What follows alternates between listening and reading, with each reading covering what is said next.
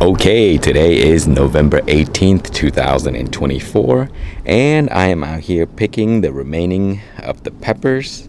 And so let me show you what we have so far. These here are lemon starbursts. I still have a lot of these to pick. And then, wow, look at this one here. Beautiful one right there. Nice shape, like a saucer with a stinger. But these are habanero. And these are ahi omnicolors, and these here are the Thai cross with the Scotch bonnets, and I have some white ties in here, all kinds of stuff in here. But today I'm also going to show you the process that I use to overwinter my plants. So just in case you want to overwinter yours, I think this is a good method because it's been working for me for a very long time, and it also reduces chances of getting pests inside.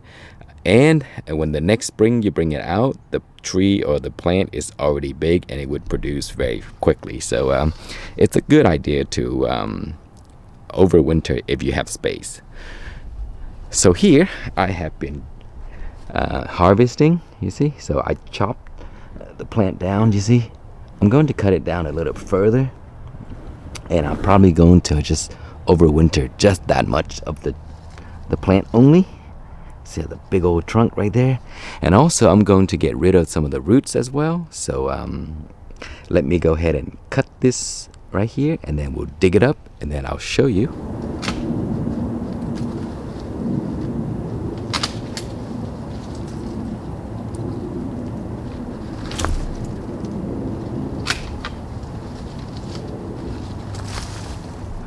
Okay, so once I cut all of the branches down like this here, I'll harvest all of the fruits, and then I'll shred it.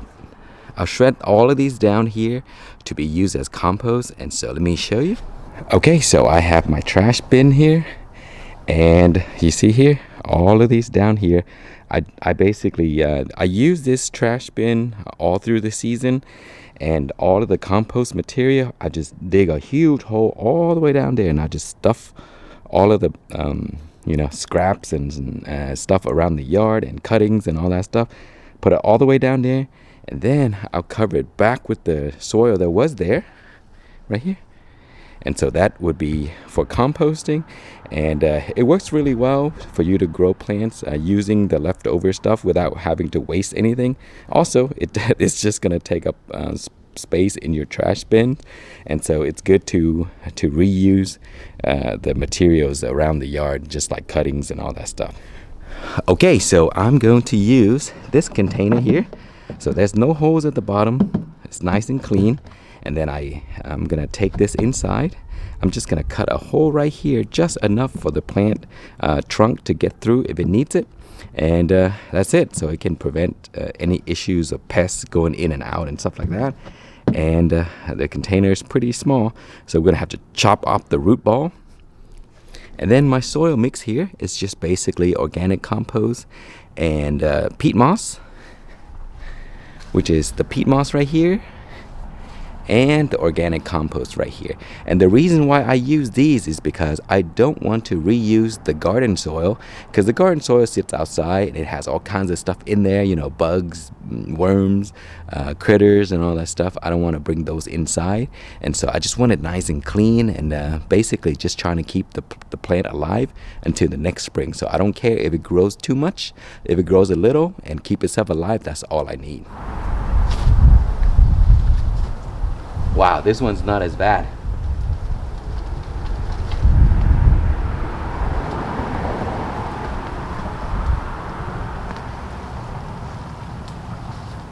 Okay, so here we are going to clean up the plant a little bit, and some of the roots are bad, so we're gonna cut off the bad roots and try to preserve the good ones.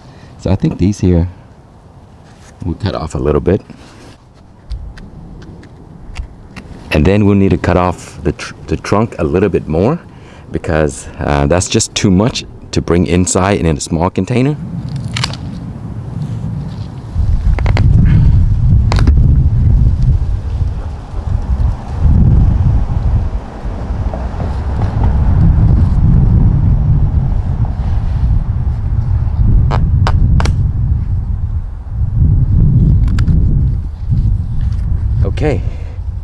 So basically everything is gone here. So we clean it up. See, this is a very big trunk, and see, this is all of it that's left over. Okay, so now we are going to clean up the roots here.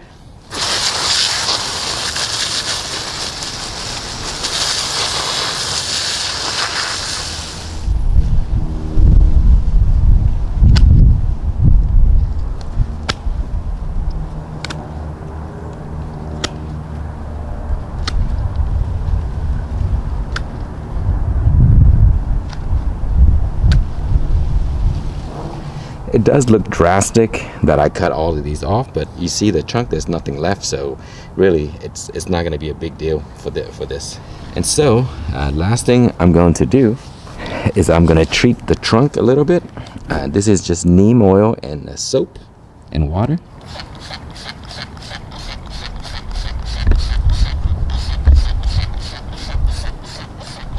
Okay, there you go. Just in case some bugs happen to be hiding somewhere here that we can't see.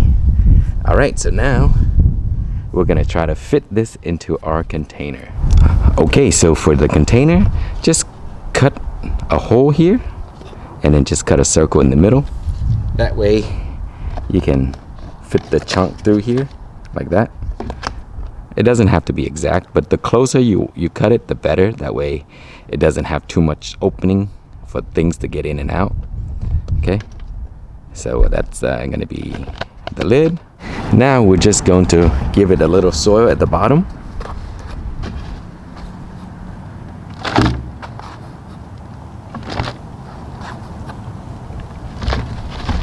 Give it a little bit water if it's the soil is dry. Okay, so now let's fit the roots in here. Just gonna circle it around.